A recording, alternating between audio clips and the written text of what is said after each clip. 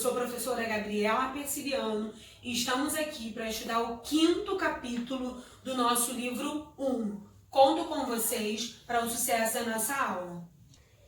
Para a nossa aula, é interessante você pegar o seu livro de apoio, tá bom? Caso você não queira pegar o seu livro, você pode ir na sua plataforma, com o seu telefone ou no seu computador mesmo, fazer uso do seu livro digital, tá? O capítulo 5, ele se inicia lá na página 108. Olha, na página 108 se inicia o nosso livro didático, que vai até a página 135, que fecha com o mini dicionário, tá bom? O mini dicionário é o que fecha o nosso livro, o capítulo 5 do nosso livro didático de língua portuguesa.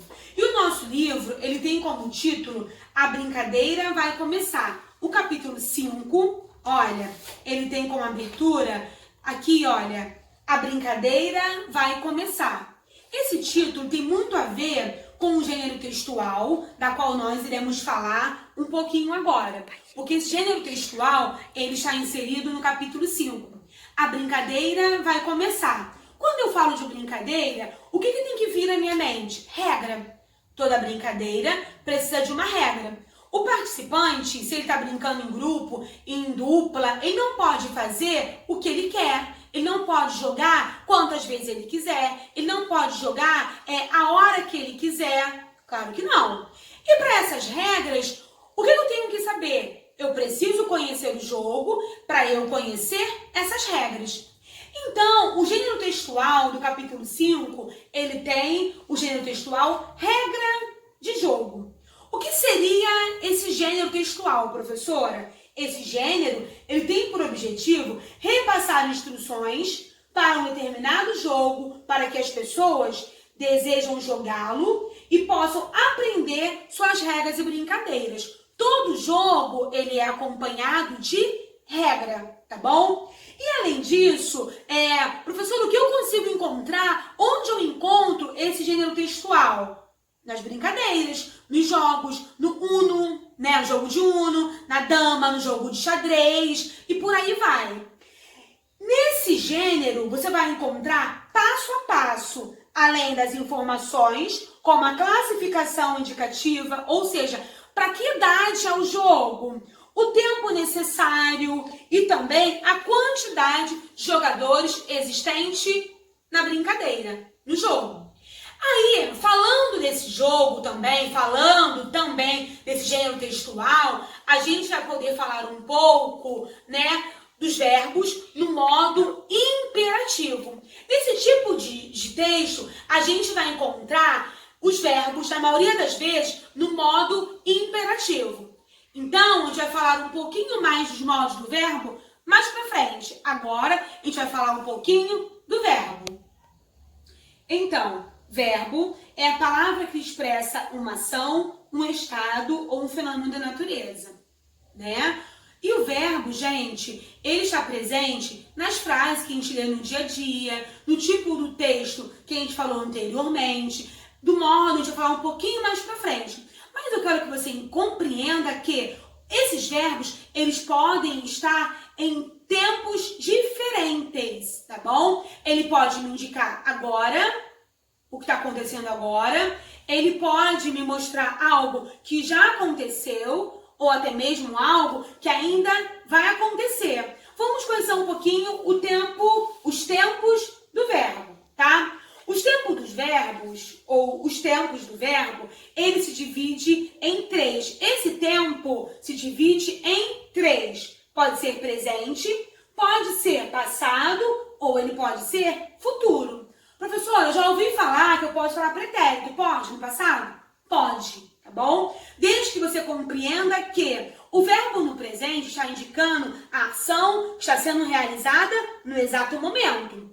O verbo no passado, ou no pretérito, como você quer falar, ele vai te mostrar que a ação já aconteceu. E no futuro, a ação ainda vai vir acontecer. Nós temos aqui 3 frases, né? Nessa mesma ordem. A primeira frase está no presente, Gabriel joga com os amigos. Presente, joga. Gabriel jogava com os amigos, passado ou pretérito, o verbo jogava. E a terceira é Gabriel jogará com os amigos, que está no futuro, tá bom? Então, o que eu tenho que entender em relação aos tempos do verbo?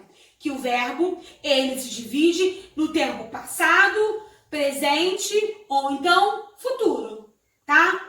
Aí, além dos tempos do verbo, a gente vai encontrar os modos do verbo. Lembra que eu falei com vocês no início do nosso vídeo que o gênero textual estudado, eu vou encontrar os verbos, na maioria das vezes, naqueles textos que me apresentam regras, os verbos no modo imperativo? Vamos ver agora como isso acontece. Os modos do verbo, na realidade, são 3. Porém, no nosso capítulo 5, a gente está estudando apenas os verbos nos modos indicativo e subjuntivo. O modo indicativo me dá a ideia de certeza sobre a ação realizada. O imperativo não. Ele me dá uma ideia de ordem, de solicitação. E o modo imperativo também, ele pode vir a ser afirmativo ou negativo. Temos uma aqui, ó, uma explicação. O afirmativo, a ação que o ouvinte deve realizar. Beba água, tá?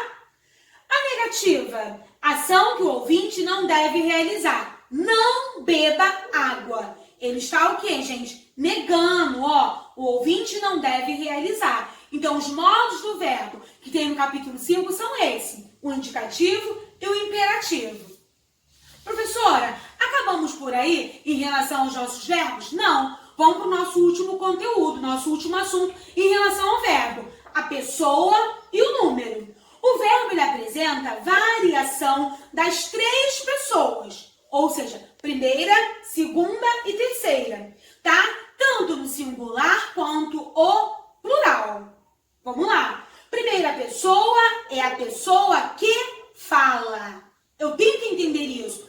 Eu não consigo lembrar. Você precisa entender que a pessoa que fala, ó, ela é a primeira. A pessoa a quem se fala é a segunda pessoa. De quem se fala é a terceira pessoa. A primeira do singular é eu. Primeira do plural é nós.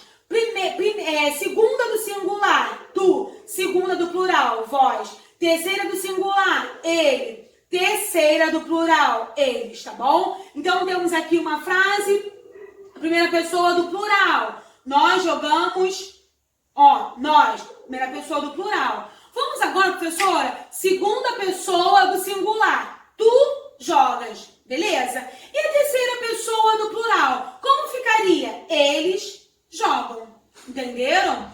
Então, o que eu aconselho vocês? O nosso conteúdo de verbo, ele termina por aqui. Mas não quer dizer que você não possa, né, pesquisar o seu livro, pesquisar outros livros de confiança. Você pode e deve. Tem dúvidas? Volta nos conteúdos que já foram vistos e refaça, tá bom? Então, o que eu desejo para vocês, bom estudo. Não esqueçam de fazer as atividades no programa acadêmico no site da nossa escola. Beijos, até a próxima!